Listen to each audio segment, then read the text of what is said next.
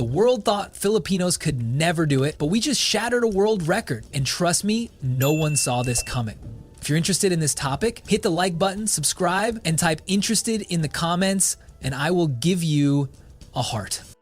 Now let's break it down. For decades, the image of a Filipino abroad has been painted the same way: the maid in Hong Kong, the seaman on foreign ships, the nurse in America. Always hardworking, always humble, always invisible. But here's the truth the world didn't see coming. In 2024, Filipinos abroad sent home $38,340,000,000, 0 cents in remittances, the highest in history. That's not just a number. That's a world record, larger than the GDP of over 90 countries combined. And you know what makes it jaw-dropping? This money didn't come from billionaires or corporations. It came from ordinary people. Off-Ws working double shifts, caregivers pulling 16-hour days, seafarers who haven't stepped on land in months, everyday Filipinos holding up not just their families, but an entire nation. Let me tell you about Maria. She's not real, but her story is. Maria is a nurse in London. She left the Philippines when her son was just 2 years old. She hasn't been home for Christmas in a decade. She missed first steps, first words, birthdays, even her father's funeral. And yet, every month, Maria wires her paycheck back home. That money pays for her son's tuition, her mother's medicine, and the roof over their heads. She doesn't think she's breaking records. She thinks she's surviving. But multiply Maria by millions, and suddenly you realize this sacrifice story just became a global economic powerhouse. Now here's the sting. The world celebrates the record, but they don't celebrate Maria. She's applauded when she shows up to heal your sick grandmother, but ignored when she's fighting to renew her visa. She's praised for building someone else's country, while her own country struggles with crumbling hospitals and a shortage of nurses. That's the hidden twist no one talks about. Let's put it bluntly. Filipinos abroad are now one of the world's largest economic lifelines. In fact, remittances make up 8 to 9% of the Philippines' GDP. That's nearly a tenth of the entire economy, powered by workers who aren't even home. And here's the kicker. Without these remittances, the Philippine economy could collapse like a house of cards. Warriors, but let's zoom out. This isn't just about the Philippines. It's about global dependency. Look at Saudi Arabia. Its oil empire is held together by Filipino engineers, drivers, and domestic workers. Check Europe. In Italy alone, over 150,000 Filipinos are the invisible backbone of caregiving. In the US, 1 in 4 nurses is Filipino. Think about that. Every time you walk into an American hospital, there's a 25% chance the person saving your life is Filipino. That's not a coincidence. That's domination. And yet, here's the uncomfortable truth. While Filipinos break records abroad, the Philippines itself bleeds talent. It's what experts call brain drain. Doctors, engineers, teachers, all leaving. The local system is left gasping for air while foreign economies thrive on Filipino resilience. Imagine exporting your brightest minds only to import poverty back home. Proud or betrayed? That's the question staring every Filipino in the face. Sad perspective, when Mexico set its record in remittances, headlines were everywhere. When India hit its milestone, economists celebrated. But when Filipinos shattered theirs, silence. Why? Because global leaders know the truth. Admitting Filipino dominance means admitting dependency, and no country wants to admit they can't function without you.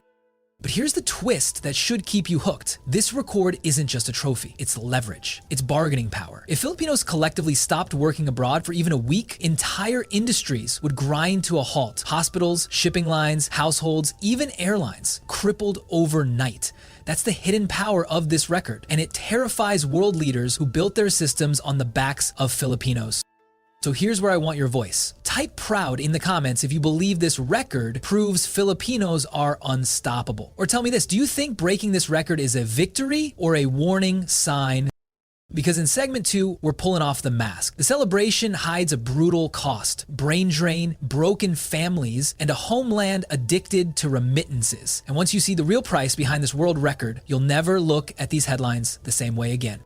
Hey, so Filipinos broke a world record. Billions flowing in, families lifted, a nation standing tall. Sounds like a dream, right? But let me be the brutally honest voice no one wants to hear. This record came at a price so high, most people would rather not look at the receipt. Think about it. Every dollar wired from abroad is a dollar earned by someone who had to leave. That means children tucking themselves into bed without mom, husbands celebrating anniversaries alone, grandparents watching their families grow up on video calls. We celebrate the money, but bury the loneliness under it. Let's talk about Joey. Again, not a real name, but a very real story. Joey works in Saudi Arabia as a construction supervisor. He hasn't been home in 7 years. 7 birthdays missed, 7 Christmases spent staring at a phone screen, pretending the connection was good enough. His wife told him their son's first word wasn't Papa, it was Wi-Fi. Funny? Sure. Sad? Absolutely. Joey is part of that remittance record. But at what cost? His family has more money, yes, but they also have less of him.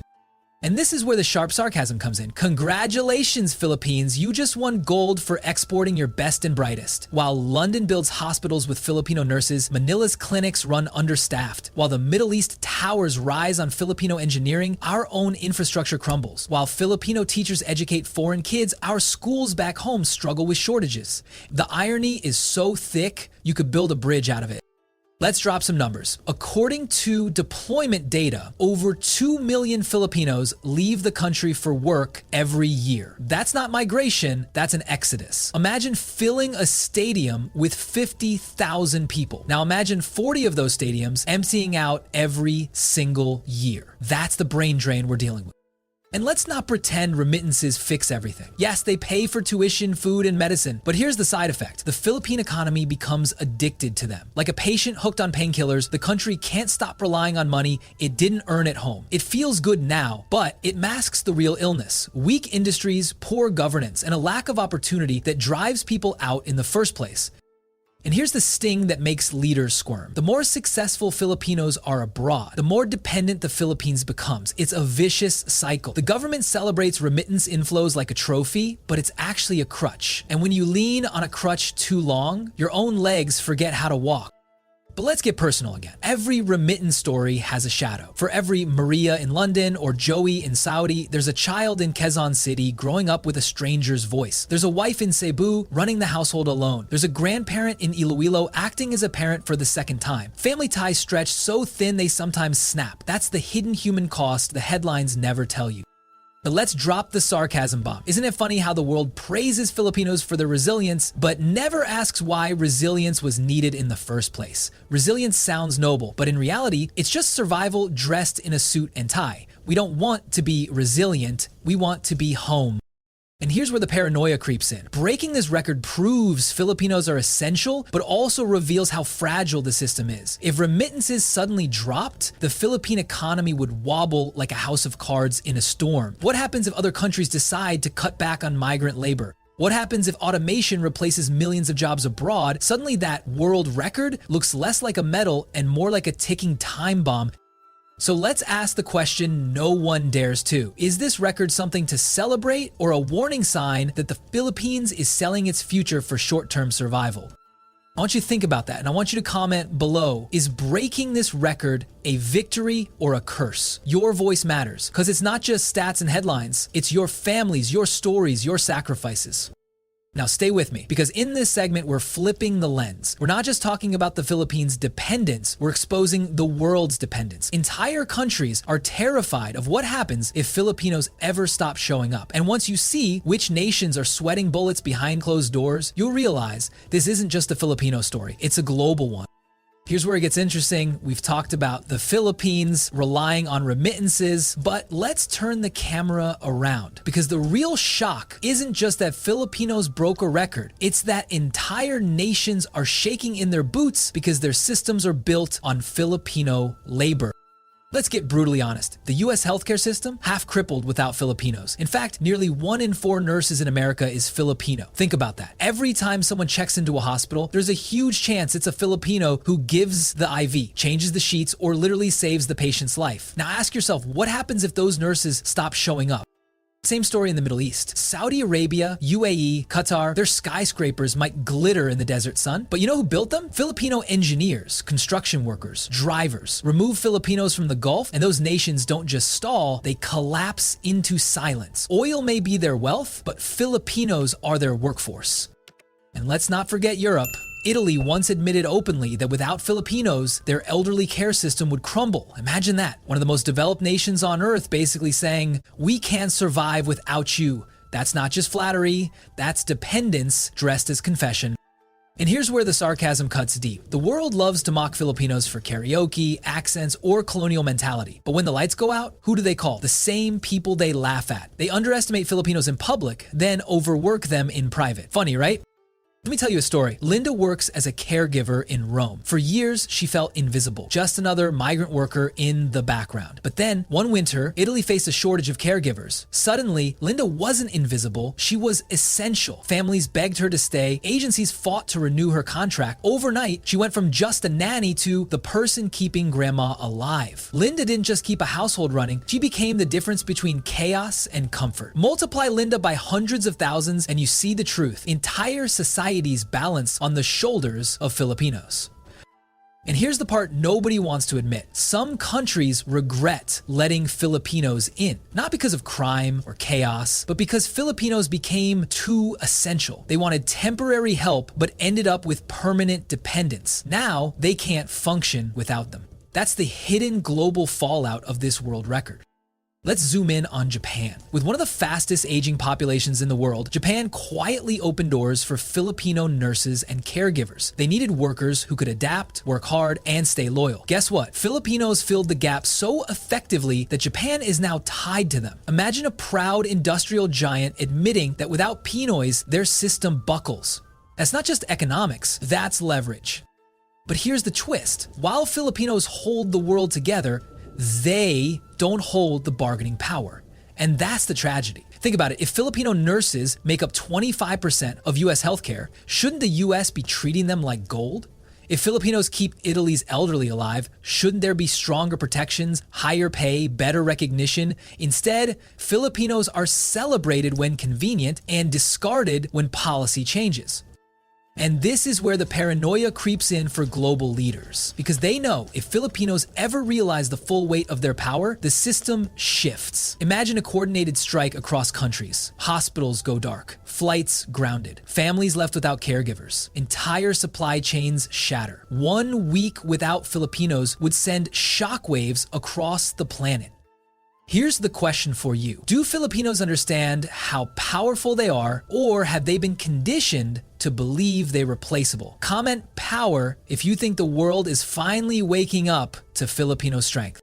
Because here's the uncomfortable truth. The record wasn't just about remittances. It was a mirror showing the world's dirty secret, that the so-called first world can't function without labor from the so-called developing world. And once you see that hypocrisy, you can't unsee it.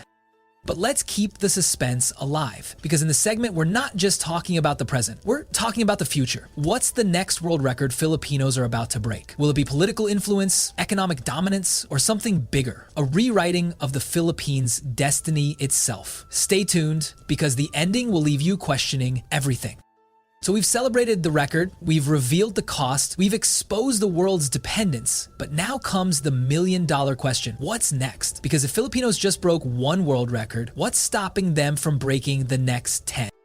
Let's imagine it. What if the next record isn't just about remittances, but about political power? Think about it. There are over 12 million Filipinos living abroad. That's larger than the population of some entire countries. What happens when this diaspora starts to organize, vote strategically, and demand change, not just at home, but in the countries they now live in? Imagine Filipinos not just cleaning the offices of world leaders, but sitting in them. That's not a dream, that's a trajectory. Take Anna, for example. Born in Dubai to OFW parents, raised on both Arab and Filipino values, she studied law in Manila, then politics in Europe, and now she's planning to run for public office. Anna represents the future. Filipinos who aren't just workers abroad, but leaders abroad. That's the next record, waiting to be shattered. But here's the brutal truth. Records come with crossroads, and right now, the Philippines is standing at one. The country can either continue being the world's biggest exporter of labor or flip the script and become the world's hub for opportunity. Which path it chooses will determine whether the next record is one of pride or regret. Let's not sugarcoat it. The Philippines is addicted to remittances. It's easy money, celebrated every time a new high is reached, but like all addictions, it hides the damage. A nation that exports workers is a nation that imports emptiness. Families fractured, industries hollowed, dreams outsourced. Breaking records abroad feels good, but it also keeps the Philippines stuck at home. So what does the future hold? Here are 3 possible records Filipinos could break next.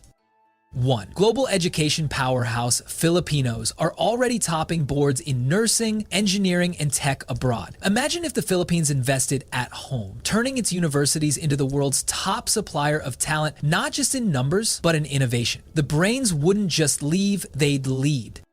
2. Healthcare dominance. With aging populations across the US, Japan, and Europe, the demand for Filipino nurses and caregivers will only skyrocket. If organized properly, Filipinos could hold the keys to global healthcare systems. That's not just leverage, that's control. 3. Political influence abroad. We've seen mayors, councilors, even lawmakers of Filipino descent rising in Canada, the US, and Europe. Give it another decade and you'll see senators, governors, maybe even heads of state with Filipino roots. That's not a fantasy, it's the logical next step of a diaspora this massive. But here's the kicker. None of this happens if Filipinos keep underestimating themselves. And this is where I get brutally blunt. Too often, Filipinos are taught to be proud of resilience when they should be demanding results. Too often, they accept being praised as hardworking when they should be recognized as indispensable. The world won't hand over power. Filipinos will have to take it. Now, let's bring this back home. Every remittance is proof of sacrifice. But what if instead of exporting talent, the Philippines invested in industries that kept its people home? What if the next record wasn't about money sent abroad, but about wealth created inside the country? Imagine a Philippines that doesn't just survive on remittances, but thrives on innovation, tourism, agriculture, and tech. Imagine a Philippines people don't have to leave to succeed. That's the real record worth chasing.